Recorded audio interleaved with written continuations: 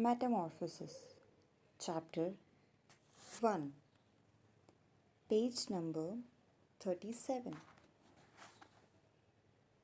Gregor realized that it was out of the question to let the chief clerk go away in this mood if his position in the firm was not to be put into extreme danger.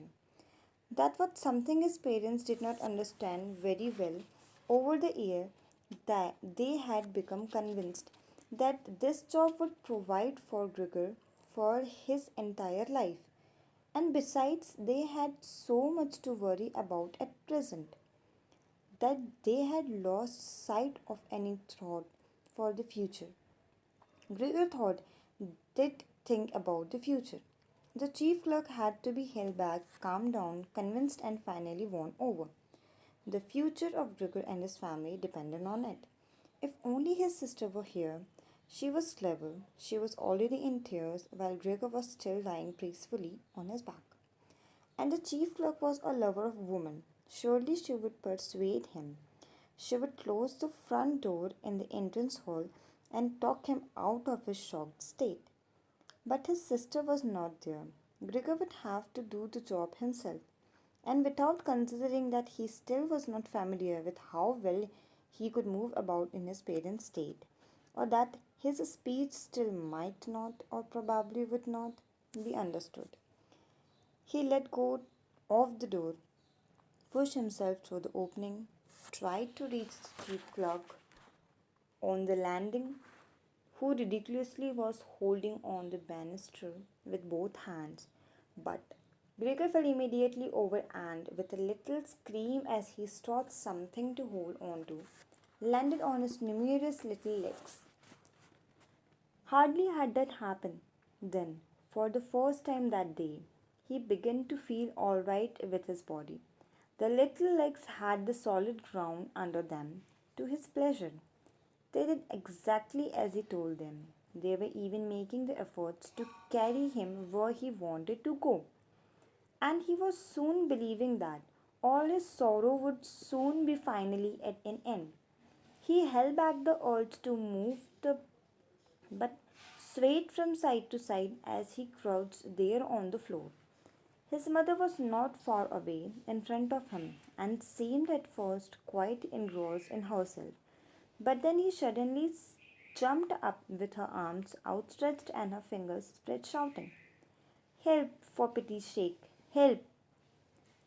The way she held her head suggested she wanted to see Gregor better, but the unthinking way she was hurrying backward showed that she had forgotten that the table was behind her with all the breakfast things on it. When she reached the table, she sat quickly down on it without knowing what she was doing, without even seeming to notice that the coffee pot had been knocked over and a gush of coffee was pouring down onto the carpet. "Mother, mother," said Gregor, gently. Looking at her, he had completely forgotten the chief clerk for the moment, but could not help himself snapping in the air with his jaws at the sight of the flow of coffee. This set his mother screaming anew. She flew from the table and onto the arms of his father as he rushed toward her. Gregor, through, had no time to spare for his parents now. The chief clerk had already reached the stairs. With his chin on the banister, he looked back for the last time. Gregor made a run for him. He wanted to be sure of reaching him. The chief clerk must have expected something, as he leaped down several steps at once and disappeared, his shouts resounding all around the staircase. The flight of the chief clerk seemed unfortunately to put Gregor's father onto the panic as well. Until then, he had been relatively self controlled, but now, instead of running after the chief clerk himself, or at least not impeding Gregor as he ran after him, Gregor's father seized the chief clerk's stick in his right hand. The chief clerk had left it behind on a chair, along with his hat and overcoat, picked up a large newspaper from the table with his left, and used them to drive Gregor back into his room, stamping his foot as as he went. Gurgus appears to his father, were of no help. His appeals were simply not understood. However, much he humbly turned his head, his father merely stamped his foot all the harder. Across the room, despite the chilly weather, Gregor's mother had pulled open a window, leaned far out of it, and pressed her hands to her face. A strong draught of air flew in from the street toward the rain straight away. The curtain flew up, the newspaper on the table fluttered, and some of them were brown onto the floor. Nothing would stop Gregor's father as he drove him back, making hissing noise as him. Like a wild man, Gregor had never had any practice in moving backwards and was only able to go very slowly. If Gregor had only been allowed to turn round, he would have been back in his room straight away.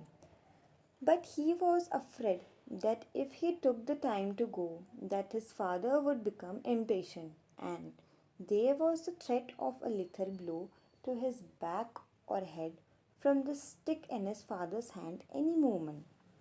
Eventually, though, Gregor realized that he had no choice as he saw to his disgust that he was quite incapable of going backwards in a straight line. So he began as quickly as possible and with frequent anxious glances his father to turn himself round. It went very slowly, but perhaps his father was able to see his good intentions as he did nothing to hinder him. In fact, now and then he used the tip of a stick to give directions from a distance as to which way to turn. If only his father would stop the unbearable hissing. It was making Gregor quite confused. When he had nearly finished turning round, still listening to that hissing, he made a mistake and turned himself back a little way he had just come. He was pleased when he finally had his head in front of the doorway, but then saw that it was too narrow and his body was too broad to get through it without further difficulty. In his present mood, it obviously did not occur to his father to open the other of the double doors so that Gregor would have enough space to get through. He was merely fixed on the idea that Gregor should be got back into his room as quickly as possible. Nor would he ever had allowed Gregor the time to get himself upright, a preparation for getting through the doorway. What he did, making more noise than ever, was to drive Gregor forward all the harder, as if there had been nothing in the way. It sounded to Gregor as if there was now more than one father behind him. It was not a pleasant experience, and Gregor pushed himself into the doorway without regard for what might happen. One side of his body lifted itself. He lay at an angle in the doorway.